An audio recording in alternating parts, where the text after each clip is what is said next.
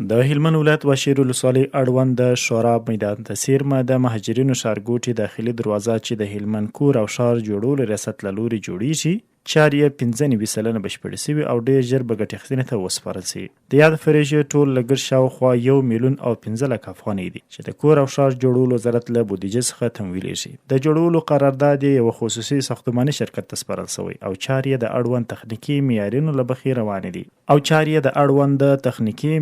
له مخې روانې دي. د دې دروازې طرح او ډیزاین د کور او ښار جوړولو ریاست د فني ټیم له لوري چمتو شوی او د تخنیکي استازو تر دوامداره نظارت لاندې د جوړولو چارې په معیاري ډول مخته وړل شوي دي. یا د دروازه د امنیتي اړتیاو د پوره کولو لپاره د ځانګړو خوندي اتاقونو په لرلو سره ډیزاین شوی چې د ښارګوټي د ننوتلو او وتلو کنټرول، څارنې او امنیتي همغږۍ په برخه کې به مهم رول ولوبوي. د مهاجرینو ښارګوټي اوسیدونکي او د سیمې خلک د یاد دروازې له جوړېدو څخه خوښي څرګنده کړې وایي چې د دې دروازې په بشپړېدو سره به د ښارګوټي مدیریت لا منظم او امنیتي چارې لا پیاوړې شي. د یادونې وړ ده چې د یاد ریاست مسؤلین د ښاري پراختیا، معیاري ودانیو او عامه تاسیساتو د پیاوړتیا په برخه کې خپلې پروژې د مسلکي اصولو او لوړ کیفیت له مخې دوامداره پر مخ وړي.